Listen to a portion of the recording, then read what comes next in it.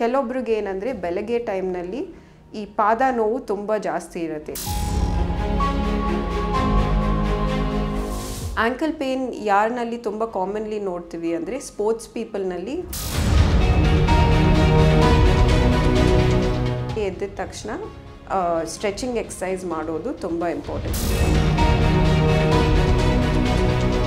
ಆ ಸಪೋರ್ಟ್ ಇಲ್ಲ ಅಂದರೆ ಈ ಆರ್ಥ್ರೈಟಿಸ್ ಅನ್ನೋದು ಬೇಗ ಶುರು ಆಗುತ್ತೆ.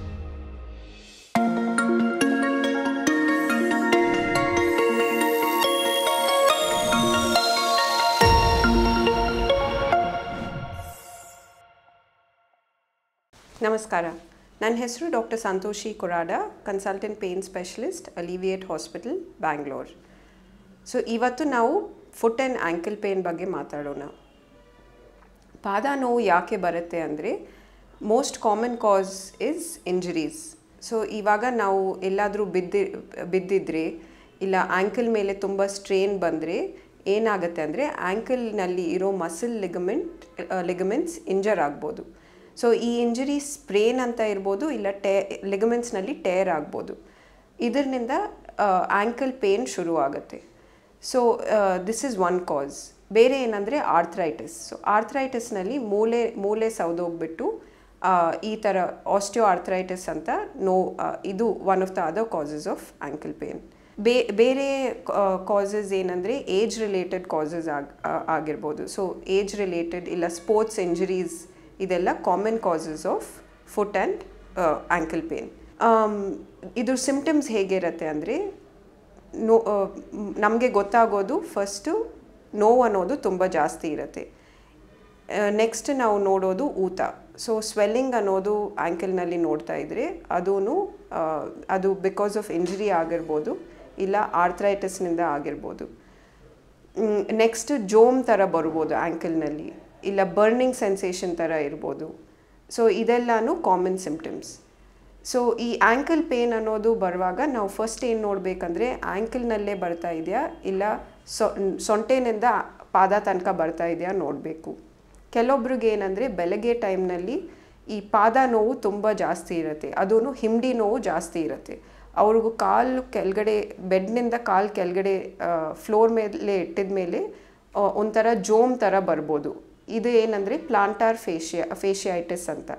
ಸೊ ಇಲ್ಲಿ ಏನಂದರೆ ಆ ಪಾದನಲ್ಲಿ ಇರೋ ಒಂದು ಮಸಿಲ್ ತುಂಬ ಸೌದೋಗ್ಬಿಟ್ಟು ಈ ಥರ ನೋವು ಬರ್ಬೋದು. So these are the common causes of ankle pain. Ankle pain ಹೇಗೆ ಅವಾಯ್ಡ್ ಮಾಡ್ಬೋದು ಅಂದರೆ ಕರೆಕ್ಟ್ ಫುಟ್ವೇರ್ ಯೂಸ್ ಮಾಡೋದು ತುಂಬ important. So correct footwear use ಮಾಡಿದರೆ ಆ್ಯಂಕಲ್ಗೆ ಒಂದು ಚೆನ್ನಾಗಿ ಸಪೋರ್ಟ್ ಇರುತ್ತೆ. ನೆಕ್ಸ್ಟ್ ಆ್ಯಂಕಲ್ ಎಕ್ಸಸೈಸ್ ಮಾಡೋದು ಅಂದರೆ stretching exercises. So ankle commonly ಮಾಡೋದೇನೆಂದರೆ ಒಂದು ಬಾಲ್ ಪಾದ ಕೆಳಗಡೆ ಇಟ್ಕೊಂಡು ಈ ಥರ ಪಾದ ರೋಲ್ ಮಾಡಿದರೆ ಈ ಪಾದ ನೋವು ಅನ್ನೋದು ಕಮ್ಮಿ ಆಗುತ್ತೆ. ನೆಕ್ಸ್ಟ್ ಸ್ಟ್ರೆಚಿಂಗ್ ಎಕ್ಸಸೈಸ್, ಪಾದನೂ ಮೇಲೆ ಕೆಳಗಡೆ ಮಾಡೋದು, ಹೊರಗಡೆ ಮಾಡೋದು. ಇದು 10 ಟೈಮ್ಸ್ ಮಾಡಿದ್ರೇನು ಆ್ಯಂಕಲ್ ಪೇನ್ ಅನ್ನೋದು ಕಮ್ಮಿ ಆಗುತ್ತೆ.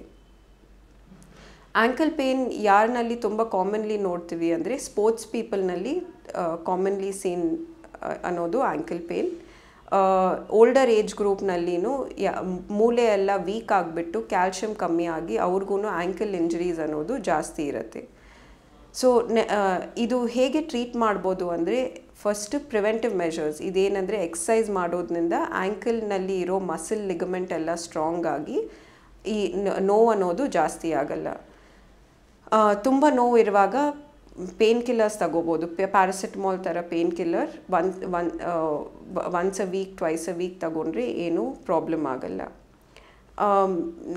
ಬೆಳಗ್ಗೆ ಟೈಮ್ನಲ್ಲಿ ಎದ್ದ ತಕ್ಷಣ ಸ್ಟ್ರೆಚಿಂಗ್ ಎಕ್ಸಸೈಸ್ ಮಾಡೋದು ತುಂಬ ಇಂಪಾರ್ಟೆಂಟ್. ಇದೆಲ್ಲ ಏನಂದರೆ ಆ್ಯಂಕಲ್ ಪೇನ್ ಕಮ್ಮಿ ಮಾಡುತ್ತೆ ಆ್ಯಂಡ್ ಆರ್ಥ್ರೈಟಿಸ್ ಜಾಸ್ತಿ ಆಗೋದ್ರಿಂದನೂ ಸ್ಟಾಪ್ ಮಾಡುತ್ತೆ.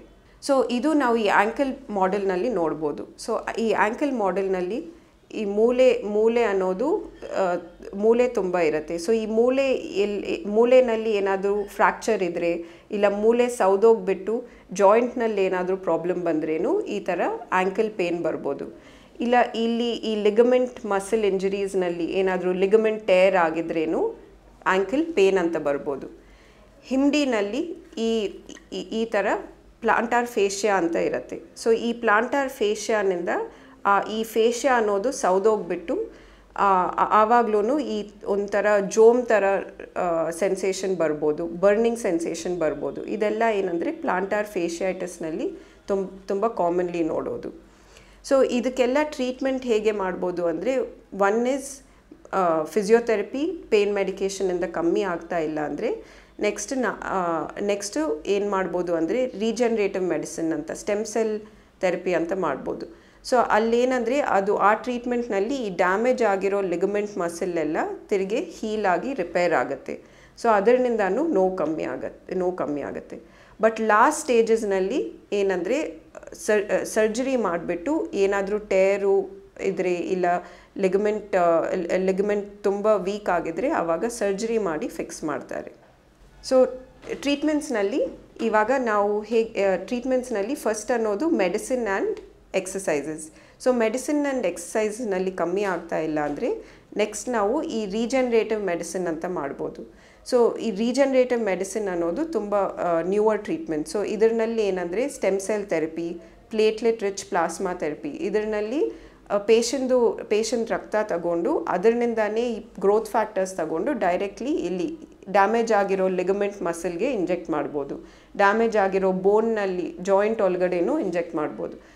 ಇದೆಲ್ಲ ಏನಂದರೆ ಸೂಜಿ ಮುಖಾಂತರ. ಸೊ ಇದರಲ್ಲಿ ನಮಗೆ ಪೂರ್ತಿ ನೋವು ಅನ್ನೋದು ಕಮ್ಮಿ ಆಗುತ್ತೆ, ಡ್ಯಾಮೇಜ್ ಆಗಿರೋ ಸ್ಟ್ರಕ್ಚರ್ಸ್ ತಿರುಗಿ ಹೀಲ್ ಆಗುತ್ತೆ. ಬಟ್ ಇದು ಟ್ರೀಟ್ಮೆಂಟ್ ಆಗಲಿಲ್ಲ ಆ್ಯಂಡ್ ಲಾಸ್ಟ್ ಸ್ಟೇಜಸ್ ಆಫ್ ಪೂರ್ತಿ ಡ್ಯಾಮೇಜ್ ಆಗಿದೆ, ಇಲ್ಲ ಆರ್ಥ್ರೈಟಿಸ್ ತುಂಬ ಜಾಸ್ತಿ ಇದ್ದರೆ ಆವಾಗ ಏನಂದರೆ surgery is the only option. So ಸರ್ಜರಿನಲ್ಲಿ ಏನಂದರೆ ಅವರು ಪೂರ್ತಿ ಡ್ಯಾಮೇಜ್ ಆಗಿರೋ ಲಿಗಮೆಂಟ್ನೇ ತಿರುಗಿ ಫಿಕ್ಸ್ ಮಾಡ್ತಾರೆ. ಬಟ್ ಇದೆಲ್ಲ ಪ್ರಿವೆಂಟ್ ಹೇಗೆ ಮಾಡಬೇಕು ಅಂದರೆ ನಾವು first ankle stretching exercises. So ಈ ಸ್ಟ್ರೆಚಿಂಗ್ ಎಕ್ಸಸೈಸಸ್ನಲ್ಲಿ ಏನಂದರೆ ಈ ಸಪೋರ್ಟ್ ಸ್ಟ್ರಕ್ಚರ್ಸ್, ಲಿಗಮೆಂಟ್ ಮಸಲ್ ಎಲ್ಲ ಸ್ಟ್ರಾಂಗ್ ಆಗಿ ಆ್ಯಂಕಲ್ಗೆ ಒಂದು ಸಪೋರ್ಟ್ ಚೆನ್ನಾಗಿ ಸಿಗುತ್ತೆ.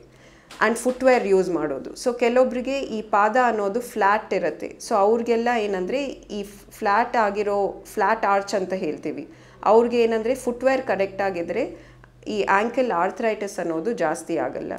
ಕೆಲವೊಬ್ಬರಿಗೆ ಹೈ ಆರ್ಚ್ಡ್ ಅಂತ ಇರುತ್ತೆ, ಅಂದರೆ ಇಲ್ಲಿ ಈ ಶೇಪ್ ಅನ್ನೋದು ಜಾಸ್ತಿ ಇರುತ್ತೆ. ಅವ್ರಿಗೇನಂದರೆ ಇಲ್ಲಿ ಸಪೋರ್ಟ್ ಜಾಸ್ತಿ ಇರಬೇಕು.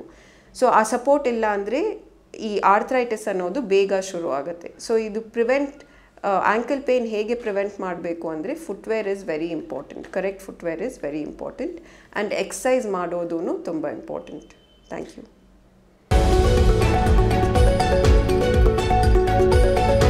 ಪ್ರತಿ ಕ್ಷಣದ ಸುದ್ದಿಗಳಿಗಾಗಿ ವಿಸ್ತಾರ ನ್ಯೂಸ್ ಆಪ್ ಡೌನ್ಲೋಡ್ ಮಾಡಿ.